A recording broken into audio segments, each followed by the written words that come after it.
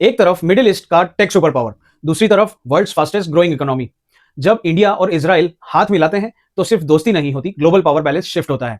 ये सिर्फ डिप्लोमेसी नहीं है, ये डिफेंस टेक्नोलॉजी और फाइनेंस का साइलेंट रिवॉल्यूशन है। इजराइल इंडिया के टॉप डिफेंस पार्टनर्स में से एक है।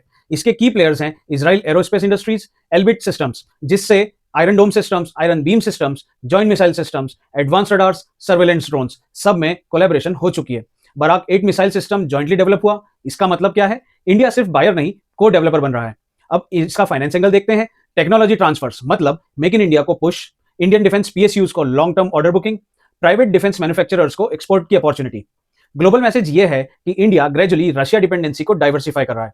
इजराइल को मिल रहा है एशिया का सबसे बड़ा डिफेंस मार्केट। ये सिर्फ आर्म्स डील नहीं है, यह है strategic alignment. Israel desert country होते हुए भी वाटर मैनेजमेंट में वर्ल्ड लीडर है। Company to watch Netafim, drip irrigation, precision farming, desert agriculture में इंडिया में 30+ सेंटर्स ऑफ एक्सीलेंस सेटअप कर चुके हैं। इसका फाइनेंस एंगल अगर देखें तो higher crop yield, rural income boost, agritech, irrigation, fertiliser sectors को मल्टीप्लायर इफेक्ट। लॉन्ग टर्म में फूड सिक्योरिटी मतलब इन्फ्लेशन कंट्रोल मतलब मैक्रो स्टेबिलिटी। ये साइलेंट इकोनॉमिक वेपन है। इजराइल को स्टार्टअप नेशन क्यों बोला जाता है? Because of cities like Tel Aviv. Cyber security, AI, defence tech, deep tech, इन सब को देखें तो इजराइल का फोर्टे है innovation.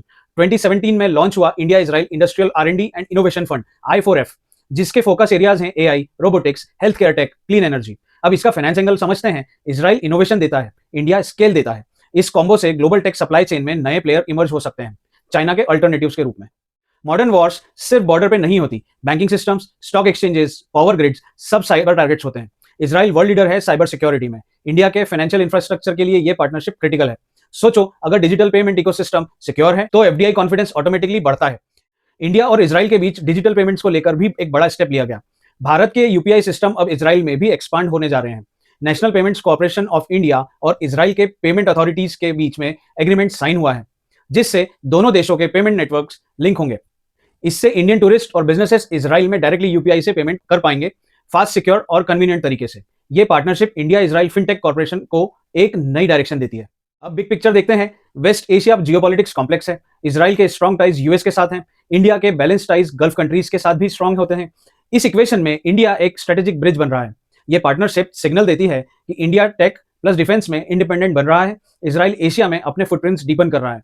Global supply chain diversify हो रही है, और जब सप्लाई चेन शिफ्ट होती हैं, कैपिटल फ्लोज भी शिफ्ट होते हैं। इस डील का मतलब है defence manufacturing growth, cyber security demand surge होगी, एग्री प्रोडक्टिविटी को बूस्ट और डीप टेक कोलैबोरेशन। ये शॉर्ट टर्म हेडलाइंस नहीं है, ये लॉन्ग टर्म स्ट्रक्चरल शिफ्ट्स हैं।